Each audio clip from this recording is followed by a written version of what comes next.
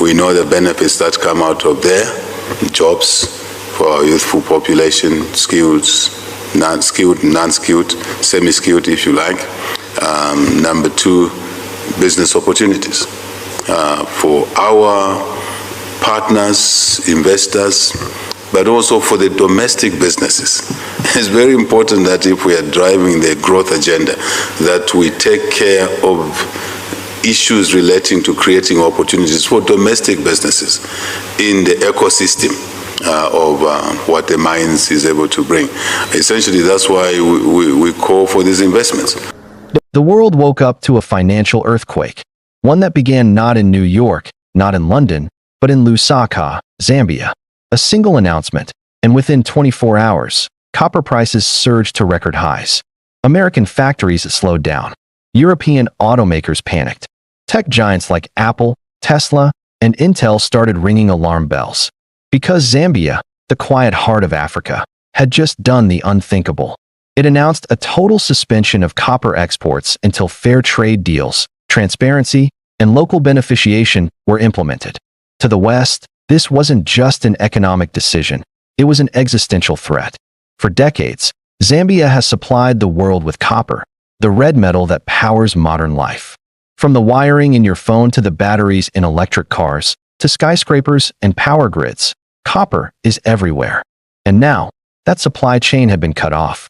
In boardrooms across the US and Europe, executives whispered the same question. How could Africa do this? But for Zambia, and for Africa, this was not revenge, this was redemption. After decades of exploitation, of wealth leaving the continent while poverty stayed behind, Zambia's leaders finally said, enough.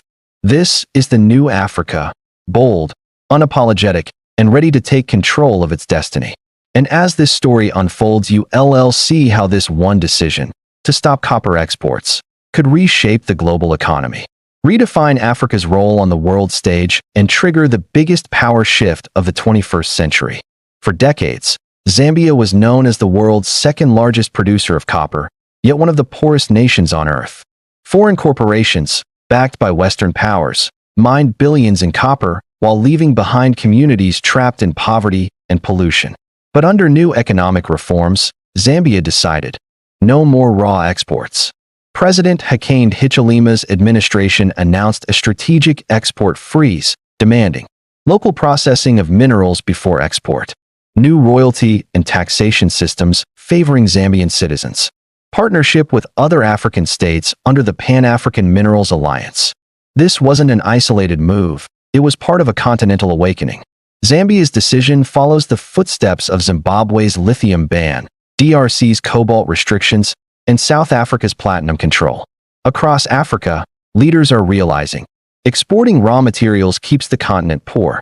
So they're flipping the table, refining locally, exporting finished goods, and demanding that the world pays fair value. And this terrifies the West. Because 80% of the materials used in electric vehicles, semiconductors, and renewable energy systems come from Africa.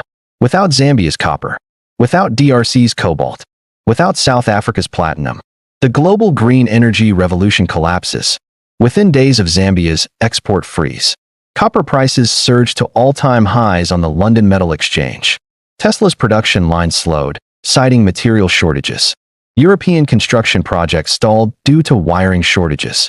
U.S. tech companies warned investors of upcoming supply shocks. The West had built its empire on cheap African resources. Now, that empire was crumbling.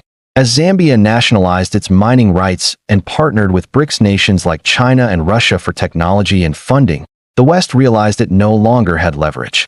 Zambia was no longer asking for aid, it was dictating trade. For over a century, Western economies thrived on Africa's minerals. The U.S. industrial boom? Powered by African copper and cobalt.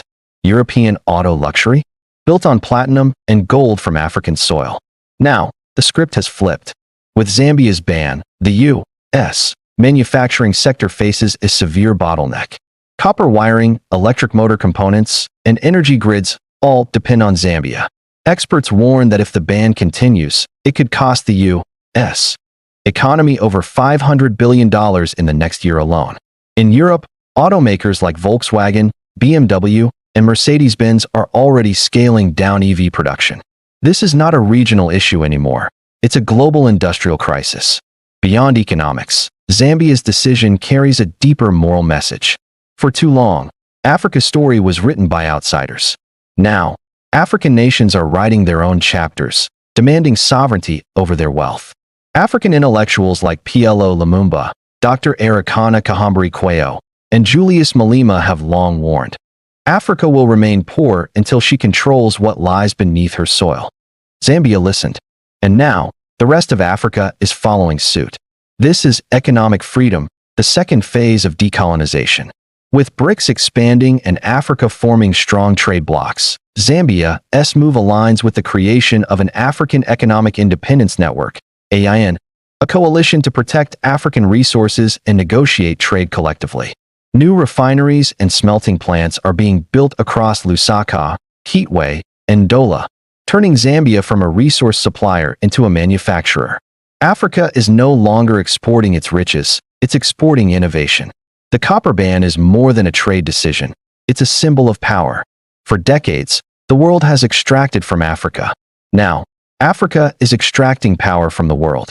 Zambia's move signals a turning point, one that could reshape global trade systems, the balance of industrial power, and the narrative of African dependency. From Lusaka to Johannesburg, from Accra to Addis Ababa, Africa is speaking with one voice. We are not poor. We are powerful. The West may panic, but Africa is finally awake. And as the world watches Zambia rewrite economic history, one truth becomes clear. The future of the global economy runs through Africa. Welcome to African Spotlight 24, your premier source for news and current affairs from across the continent. We're glad you're here.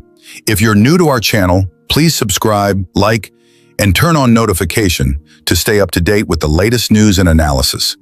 Your support helps us reach more people. Disclaimer: the content of this video is based on credible, publicly available information and is intended for educational, analytical, and informational purposes only. African Spotlight 24 does not promote hate, violence, misinformation, or political unrest. Our goal is to deliver thoughtful insights, highlight local voices, and encourage informed conversations throughout Africa.